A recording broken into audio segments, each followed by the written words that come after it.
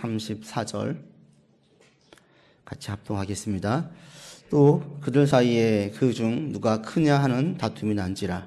예수께서 이르시되 이방인의 임금들은 그들을 주관하며 그 집권자들은 은진이나 칭함을 받으나 너희는 그렇지 않을지니 너희 중에 큰 자는 젊은 자와 같고 다스리는 자는 섬기는 자와 같을지니라.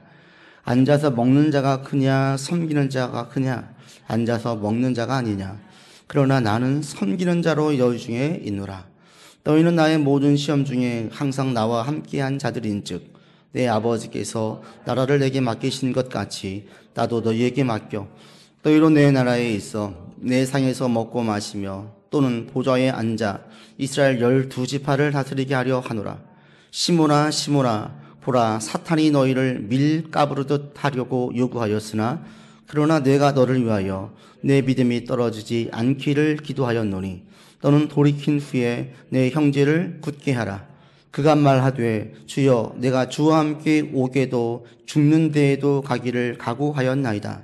이르시되 베드로야 내가 네게 말하노니 오늘 달 울기 전에 네가 3번 나를 모른다고 부인하리라 하시니라. 아멘. 집에서 아버지와 어머니가 자녀에게 아무리 얘기하고 가르쳐도 변하지 않는 자녀를 보면 대부분의 부모는 실망하죠. 이게 1년, 2년, 3년 해가 지나면 이게 더 커져요. 학생들을 가르치는 선생님들도 처음에 교사를 할 때에는 큰 야망을 가지고 교직에 가는데 교단에서 가르칠 때 변하지 않는 학생들, 내가 지금 하는 수고가 참 이게 의미가 없다, 헛되다 이런 일들을 보게 되어지면 점점 낙심하고 회의해졌고 그냥 다른 사람들처럼 매너리즘에 빠져서 살게 되는 경우가 있죠. 그리고 이게 만약에 내가 정말 열심을 다해서 가고 있는데 변하지 않는 그 모습에는 실망도 크지만 그런 가운데 만약에 내가 몸이 안 좋아 병원에 갔더니 암이라고 한다든지 그래서 얼마 살지 못합니다. 얼마 남지 않았습니다. 이런 얘기를 들으면 이 시한부 선고를 들으면 이 정도는 훨씬 커질 겁니다. 한 결과에 대한 결과물은 보이지 않고 변하지 않고 아무것도 없을 때에는 실망이 커지죠. 지금 이런 상황이 딱 맞는 모습이 지금 예수님의 모습이에요. 오늘 본문에 있는. 예수님은 이제 이후에 바로 십자가를 지십니다. 예수님 스스로 자기가 죽을 날이 얼마 남지 않았음을 알고 계셨습니다. 그리고 제자들에게 계속 가르쳐 왔습니다. 근데 제자들의 모습에는 변한 게 없는 거예요. 왜요? 24절에 보시면 제자들 가운데 다툼이 있었어요. 다툼의 내용은 한 가지였습니다. 누가 크냐?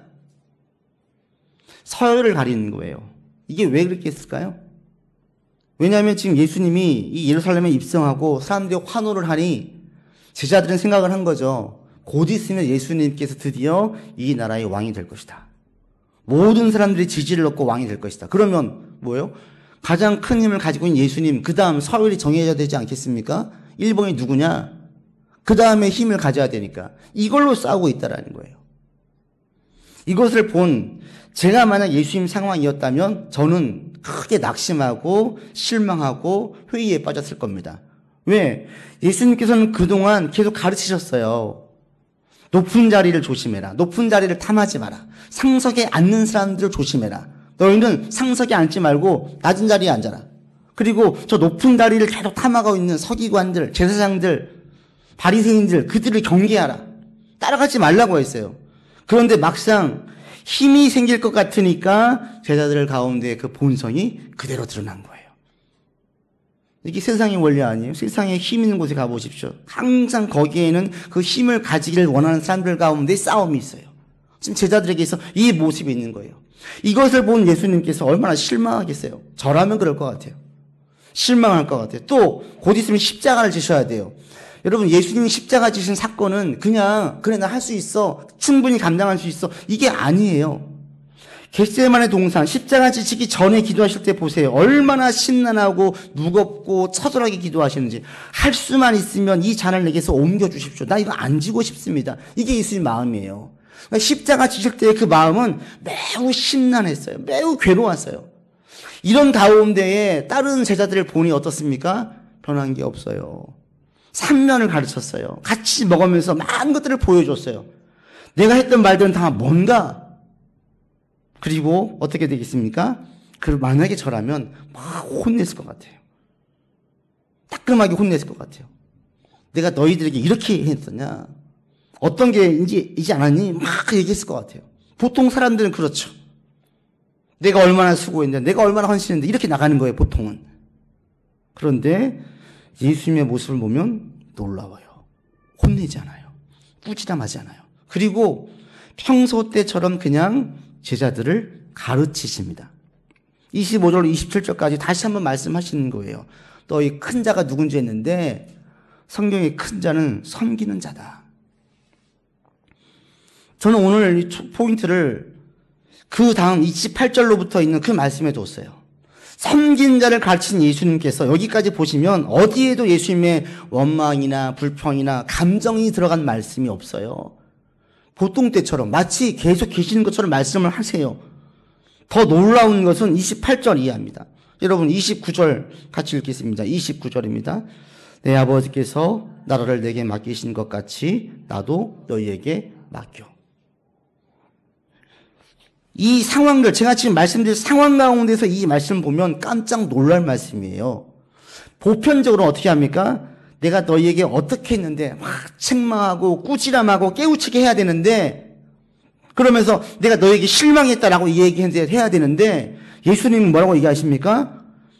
내가 맡았던 그 일들을 너희도 할 것이라는 거예요. 너희 지금 서로 설싸움하고 있는데 그게 신앙이 있는 모습이니? 이러면서 너희는 사역 미달이야. 너희는 사도가 될 수가 없어. 너희 실망했다. 막 이렇게 깨우쳐야 될 것 같은데 예수님은 실망하지 않아요. 실망하지 않아요. 이게 복음이에요. 이게 우리에게 큰 위로가 돼요. 여러분 스스로에 실망한 적 없으세요? 여러분 주변 사람을 보면서 실망한 적 없으세요? 큰 은혜를 받았는데 그 은혜 가운데 살지 못하는 나를 볼 때, 정말 결단을 했는데 결단한 것처럼 실천하지 못하는 나를 보고 실망한 적 없으세요? 우린 다 있어요. 주변 사람들 보면서도 실망한 적이 있어요. 수련회를 은혜 가운데 마치고 그 주일 됐는데 주일날 청년이 찾아와서 그래요. 목사님, 제가 엊그제 화를 참지 못하고 동생을 때렸는데 동생 코뼈가 부러졌어요. 저는 안 되나 봐 이러는 거예요. 솔직히 저도 그 마음을 들을 때 속으로 그래 너는 진짜 안 되는 거니? 이 마음이 들었어요. 처음에. 말로는 그래 다시 해보자 했지만 그 급한 그 마음과 욱하는 그 성격을 가지고 있는 그 청년이 참지 못하고 자기 힘으로 그 전 수련회 가운데 그렇게 기도하고 하나님께 매달렸던 그 청년이 감정을 다스리지 못하고 나온 감정 그대로 힘으로 썼던 그 모습에 저도 속으로 실망했어요. 우린 그래요. 그런데 놀라웠게도 예수님은 실망하지 않는다라는 거예요. 이게 복음이에요. 우리는 실망해요. 나에게 실망은 나의 철없는 행동에 대해서, 믿음이 없는 행동에 대해서, 기대를 저버리는 행동에 대하여서 나는 실망을 해요. 또 주변 사람들 보면서 실망을 해요. 그런데 예수님은 실망하지 않으세요. 심지어는 희망과 기대를 계속 가지고 계세요. 너 안 되겠다. 이게 아니라 계속 희망과 기대를 가지고 계시는 거예요. 12 제자 가운데 유다는 예수님 팔아요. 11명 남은 거예요. 이들도 지금 다 그냥 세상 가운데 볼 때는 너무 실망스러워요. 너무 부족해 보여요. 자격 미달이에요. 정말 실격 처리를 해야 될 사람들이 안 되겠다. 이래야 돼요. 그런데 예수님은 그들 가운데 희망과 기대를 가지고 있어요. 여러분 이 시간 여러분 스스로에게도 그렇게 고백을 하세요. 하나님은 여러분을 절대로 실망하지 않습니다. 여러분의 실망스러운 모습을 보고도 여러분은 절대로 포기하지 않습니다. 주변에서 아무리 너는 틀렸어, 네가 되겠어, 네가 무슨 하나님의 거룩한 일을 감당을 해, 안 돼 라고 얘기해도 이것은 거짓말입니다. 예수님께서 우리를 보실 때는 절대로 한심하게 여기지도 않으시고 우리에게 주신 첫 번째 사명도 철회하지 않으세요. 이게 복음이에요. 이걸 단단히 붙들으세요. 그리고 이 마음으로, 이 소망으로 주변 사람들을 바라보세요. 그 사람들이 어떻게 어떤 모양으로 하나님께 쓰임받을지 몰라요. 저 사람에게 어떤 부족한 모습이 있더라도, 이 사람에게는 아무리 얘기해도 별로 안 든 것 같아도 그들 가운데에서 소망을 거두지 마세요. 왜? 예수님께서는 실망스러운 제자들의 모습에서 소망을 거두지 않았기 때문입니다. 여러분도 스스로에 대해서 기대하세요. 기대. 하나님 나를 어떻게 쓰실까? 하나님 우리의 가정을 통해서, 내 일을 통해서 어떻게 하나님의 영광을 드러내실까? 이렇게 기대하시라고요. 이게 복음입니다. 이게 믿음이에요. 이걸 단단히 가지고 있을 수 있기 바랍니다. 예수님께서 이렇게 소망을 확실하게 가진 이유가 어디에 있느냐? 32절에 있어요. 이렇게 확신한 이유가 32절 같이 읽겠습니다. 그러나 내가 너를 위하여 너의 믿음이 떨어지지 않기를 기도하였노니 너는 돌이킨 후에 내 형제를 죽게 하라. 32절의 핵심 낱말은 두 가지입니다. 한 가지는 기도고요. 한 가지는 믿음이에요. 보통 우리가 누군가를 볼 때, 믿을 때 뭘 보고 믿어요? 내가 어떤 제자에게 가르쳤어요. 우리가 뭘 보고 믿어요? 두 가지예요. 한 가지는 그동안 이 제자가 너무너무 다 잘 받았어요. 잘 받았으면 잘 받은 것을 보고 믿어요. 그래도 제가 제자 훈련 다 마쳤잖아. 그래도 제가 함께 기도할 때 열심히 같이 기도했었어. 쟤는 하나님 역사를 아니까 그래도 기대할 만해. 이런 것에 근거해서 기대를 해요. 우리는. 그런데 예수님은 그런 거에 근거해서 기대하는 거, 확신하는 것이 아니라 뭘로 해요? 기도로 해요. 기도로. 내가 너희를 위해서 기도했다. 거기에서 예수님이 안심하시는 거예요. 여러분들이 만약에 누군가의 중보 기도를 받고 있다면, 우리 부모님이 다 믿음의 집이어서 나를 계속 기도하고 있다면 여러분 정말 축복받은 사람들이에요. 예수님이 하시는 게 뭐냐면, 우리들은 어떻게 접근을 하냐면 보통 이럴 때 예수님처럼 기도하지 않죠. 큰일 났다, 큰일 났다. 이것들 지금 아직도 정신 못 차렸네. 앉혀놓고 안 되겠다. 어떻게 더 쉽게 가르칠까? 어떻게 하면 더 이 사람들이 집중적으로 깨우치게 할까? 이거를 단도로 시키지 않겠습니까? 나 이제 곧 십자가 져야 돼. 얘들은 지금도 큰 자가 누군지 싸우고 있어. 앉혀놓고 며칠 동안 계속 가르쳐야죠. 다시 리마인드 시켜야죠. 예수님은 그 방법을 택하지 않아요. 뭐 하세요? 기도하셨다라는 거예요. 근데 이 방법이 더 어렵지 않습니까? 어떤 문제가 있으면 우리는 그걸 가지고 막 얘기하고 해야 돼요. 그게 매듭을 풀 줄 알아요. 그게 저 사람을 세울 수 있을 것이라고 생각을 해요. 그런데 그게 아니에요. 뭐예요? 기도예요. 많은 경우에 성도들이 이걸 놓쳐요. 목사님, 우리 아이가 고등학교 때까지는 참 신앙을 잘했는데 대학교 가더니 교회를 안 나가요. 교회 좀 나오게 해주세요. 이렇게 얘기를 해요. 아유, 잘 나왔던 우리 남편이 교회에 어떤 남자 성도가 싸워가지고 시험 들었어요. 목사님, 교회 안 나와요. 기도 좀 해주세요. 신앙이 열심히 했던 어떤 성도가 누구랑 다퉈가지고 마음이 틀어진 거예요. 교회 열심히 안 해요. 겨우 대면 하면서 나와요. 안 되겠어요. 목사님, 기도해 주세요. 우리 이렇게 얘기를 해요. 그렇죠? 여기에 초점을 둬요. 그들의 행동에 초점을 둬요. 예수님이라면 그렇게 안 한다는 거예요. 뭐예요? 그들의 믿음을 위해서 기도한다는 거예요. 교회에 나오기를 바라는 성도는, 아유, 목사님, 우리 아들이 드디어 교회에 나왔어요. 그때부터 안심해요. 예수님 그렇지 않다라는 거예요. 교회에 나온 거에 안심하지 않고 그들 가운데 믿음이 생기기를 계속 기도하라는 거예요. 떨어진 믿음이 회복되기를 기도하라는 거예요. 다시 앉아있다고 안심하지 말라는 거예요. 이게 예수님의 관심과 우리 인간의 관심의 차이예요. 일단 교회에 앉혀놓으면 된다고 생각을 하죠. 안심을 해요. 아니에요.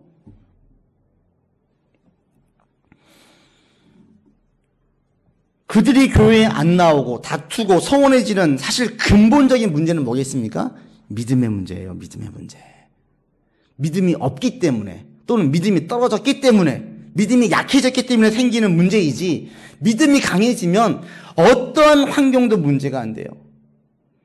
제가 지난번에 어느 권사님하고 같이 얘기를 나눴어요. 근데 권사님이 그러시는 거예요. 자기가 어떤 성도에게 심한 배신감을 느꼈대요. 심한. 들어보니까 진짜 엄청 상처받을 만해요. 상처를 받았어요.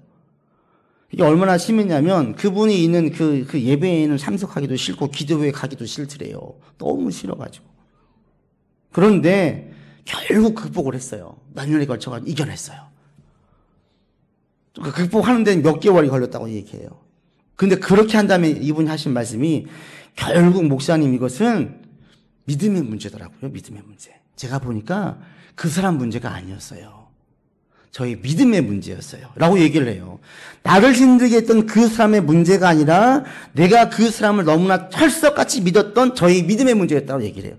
여기에요, 여기. 이게 얼마나 멋진 고백이에요? 우리는 보통 어떻게 얘기합니까? 우리 남편이 누구랑 싸웠어요. 화해하게 해주세요. 잘 되게 해주세요. 여기로 끝나잖아요. 그걸 통해서 남편의 믿음이 좀 더 성장하기를 원해요. 그런 문제가 별로 휘둘리지 않기를 원해요. 아무리 힘들어도 꿋꿋하게 하나님만 바라볼 수 있기를 원해. 이렇게 기도를 해야 되는데 안 그래요. 보통은 예배만 나올 수 있기를 원하고 봉사 다시 할 수 있기를 원하고 여기에만 초점을 둔다라는 거예요. 결국에는 우리 가운데 있는 상황 때문에 사람 때문에 이야기하지만 본질적으로 들어가 보면 이것은 믿음 때문에 그래요. 믿음 때문에.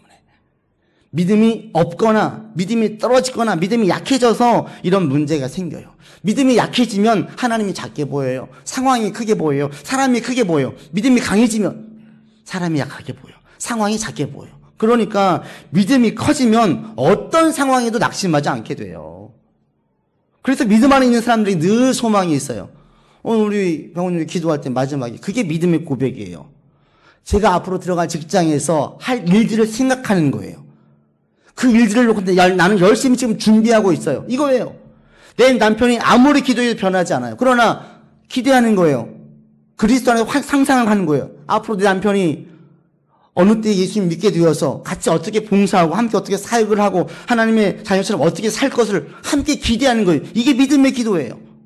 근데 우리는 믿음으로 접근하지 않아요. 믿음이 약해지면 지금 남편의 한심한 모습만 보는 거. 한심하다. 한심하다. 그럼 기도가 확신 가운데 나오겠습니까? 안 나오죠.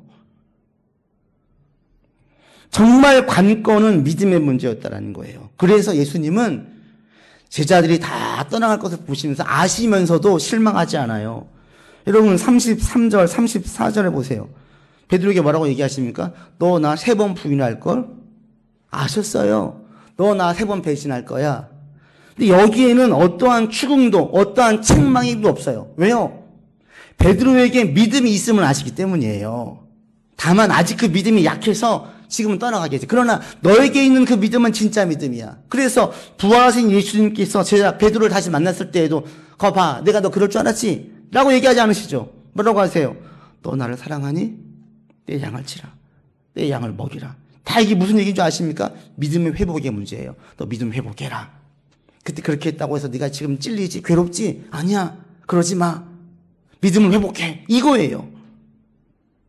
예수님의 관심은 우리를 볼 때에도 너 지금 어떤 일을 하니? 네가 어떤 사역을 하니? 어떤 결과를 남겼니? 여기에 관심이 없으세요. 여러분 세상에서 칭찬을 받든지 또는 비난을 받든지 이거에 관심이 없으세요. 예수님의 관심은 어디에 있어요? 우리의 믿음에 관심이 있어요. 너희 지금 믿음 상태가 어떠냐? 너 그 일을 할 때 어떤 마음을 가지고 어떤 믿음을 가지고 그 일을 하고 있니? 이걸 얘기하시는 거예요. 이것을 정확히 알고 있었던 다윗은 아주 큰 죄를 저질렀지요. 바세바를 범하고 그녀의 남편 우리야 장군을 죽였어요. 그리고 참여하고 기도해요. 근데 그때 보시면 회개 기도로 끝나지 않아요. 시편 51편에 하나님이여 내 속에 정한 마음을 창조하시고 내 안에 정직한 영을 새롭게 해주십시오. 이게 뭐예요? 믿음 회복을 위한 기도예요. 믿음 회복을 위해서. 주의 구원의 즐거움을 내게 회복시켜 주십시오. 자원하는 심령을 주사 나를 붙들어 주십시오. 믿음의 회복을 위해서 기도해요. 하나님 잘못했어요. 제가 큰 죄를 지었어요. 여기서 끝나지 않고 뭘 보는 거예요?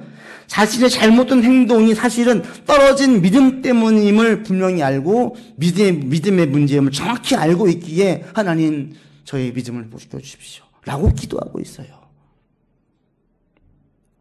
그래서 여러분이 진짜 힘쓸 것은 뭡니까? 믿음이에요. 믿음. 믿음을 가지기 위해서. 그리고 믿음이 떨어지지 않기 위해서. 믿음이 더 성장하기 위해서 우리가 계속 힘쓰셔야 돼요. 교회에서 여러분 신앙생활할 때 모든 것들을 다 여기에 두세요. 다 믿음의 문제입니다.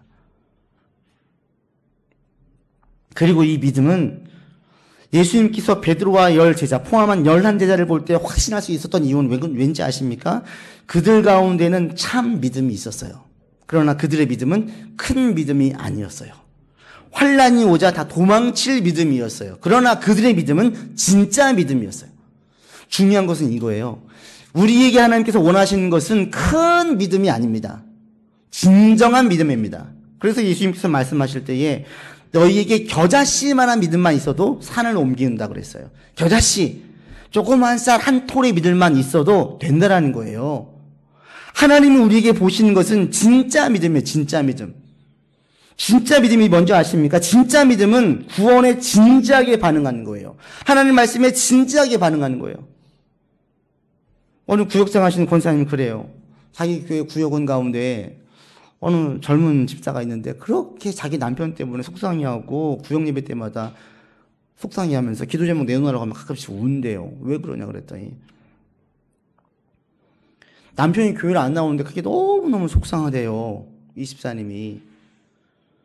남편도 좀 하나님을 잘 믿고 같이 신앙생활 했으면 좋겠는데 그렇게 안 한대요. 그게 너무 속상하다고 울어요. 근데 그러면서 하는 얘기가 근데 그때 한 어느 권사님 보시면서 위로한답시고 아유 괜찮아. 주변에 혼자 교회를 다니는 사람들 많아. 이렇게 얘기를 하더래요. 차라리 그런 말씀 하시지 말지. 이제 위로하려고 했겠죠. 그러면서 하신 얘기예요. 목사님 그렇게 얘기하는 그 젊은 그 집사의 그 믿음이 진짜 믿음 아니에요? 구원의 가치를 진짜 알고 있으면 복음이 진짜 귀하다고 느끼면 자기 남편이 주일날 TV 보고 있고 놀러가는 남편을 볼 때 속상해하지 않겠어요? 이러는 거예요. 여러분 그러지 않겠습니까? 자기 남편이 교회에 나오지 않아서 마음이 아프고 속상해하면 그 여인 가운데 그 집사님 가운데 이게 진짜 믿음 아니겠어요? 그렇죠. 너무 이게 좋아요. 너무 좋으면 이게 사랑하는 남편에게 이게 없으면 어떻겠습니까? 그 마음이 괴롭겠죠. 속상하겠죠. 이런 마음이 그분 가운데 있기 때문에 얘기하시는 다른 건 모르겠는데 그 집사님은 진짜 믿음을 가지고 있는 것 같아요 라고 얘기를 해요. 큰 믿음이냐 작은 믿음이냐 이거 중요하지 않아요. 중요한 것은 진짜 믿음이냐. 교회를 나와서 예배를 드릴 때에 하나님께 진실된 마음으로 드리고 있느냐. 진지하게 주의 말씀을 청종하고 말씀을 따르려고 하느냐. 순종하느냐 따르느냐는 그 다음 문제예요. 중요한 것은 지금 따르고자 하는 마음이 내게 있느냐 이거예요. 여러분에게 그 마음이 있으면 하나님은 여러분 보실 때에 그래 너에게는 희망이 있다. 너에게는 기대할 수 있다. 이거예요. 예수님이 11제자에게 기도하시면서 확신하신 이유는 너희에게 믿음이 있기 때문이야. 그래서 32절에 보시면 무엇을 위해 기도하십니까? 하나님 저들이 부인하지 않게 해주세요. 하나님 저들이 떠나가지 않게 해주세요. 이렇게 기도하지 않아요. 행실의 변화를 위해 기도하지 않아요. 뭘 위해 기도해요? 믿음이 떨어지지 않도록 해주세요. 이것만 놓고 기도해요. 이게 키워드예요. 이게 핵심이에요. 믿음만 떨어지지 않으면 실망스러운 행동을 해도 다시 일어날 수 있어요. 믿음만 있으면 얼마든지 주의 일들을 감당할 수 있어요. 믿음만 있으면 지금 상황이 아무리 안 좋아도 황무지에서 장미꽃을 피게 하는 능력이 있어요. 그래서 예수님은 확신하시는 거예요. 그래서 예수님은 본문에 실망하시지 아니하시고 29절에 내 아버지께서 나라를 내게 맡기신 것 같이 나도 너희에게 맡긴다. 예수님이 감당하신 사명을 너희들도 충분히 감당할 수 있다라고 얘기하세요. 현실을 보면 절대로 감당할 수 없는 믿음 없는 자들인데 그들 가운데 겨자씨 같은 진실한 믿음이 있음을 아신 예수님께서는 너희는 감당할 수 있다 이거예요. 여러분 가운데 진정한 믿음만 있으면 하나님은 그 믿음을 통하여서 하나님의 일들을 감당하십니다.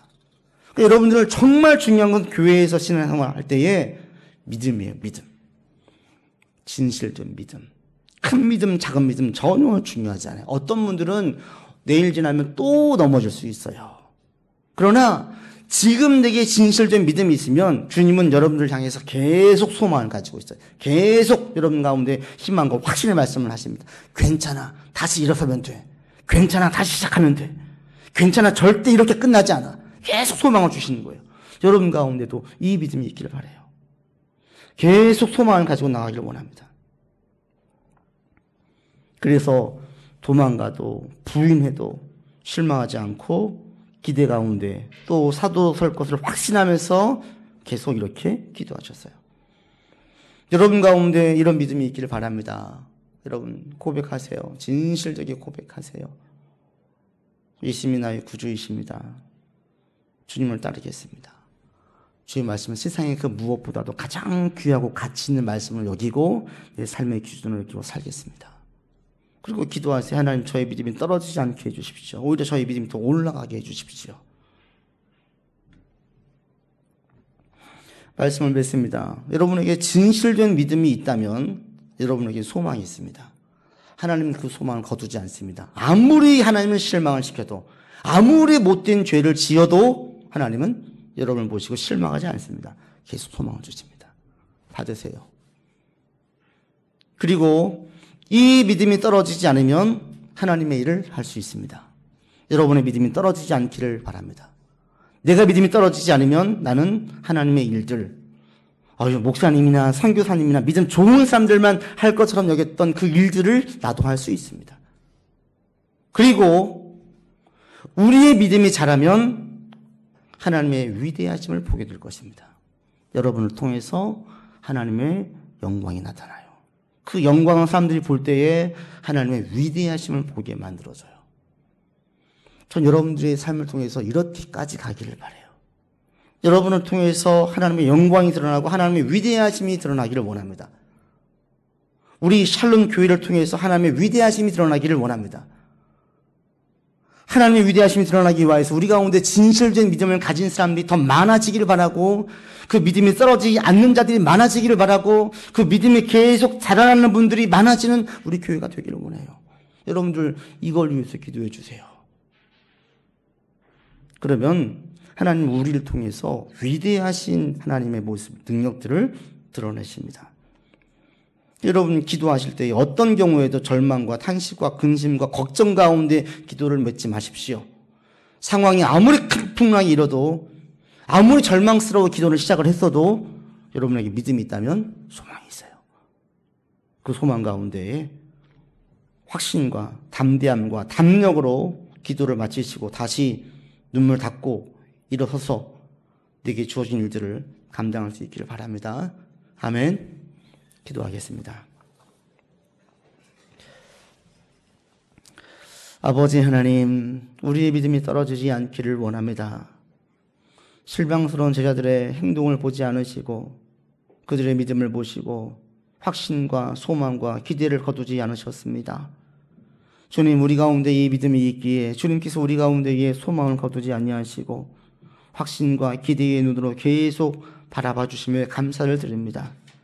때로는 실망하고, 때로는 원망도 하고, 때로는 괴로워하고, 때로는 근심 걱정이 잠 못 이룰 때도 있었지만, 그럼에도 불구하고 우리 가운데 기다실만한 믿음이 있기에 주님께서 계속하여 우리에게 소망과 기대와 하나님의 일들을 감당할 수 있을 것이라고 바라보심에 감사드립니다. 주님의 시선과 주님의 대우하는 태도로 나를 바라볼 수 있게 인도하여 주십시오. 믿음의 눈으로 나를 바라보게 하시고 믿음의 눈으로 내 상황을 해석하여서 믿음으로 반응하게 인도하여 주시옵소서. 주님, 머리 숙인 우리 성도들 진실된 믿음을 모두 가지게 하시고 그 믿음이 떨어지지 않게 하시고 그 믿음이 성장할 수 있도록 인도하여 주옵소서. 우리 구주 예수 그리스도 이름으로 기도드립니다. 아멘.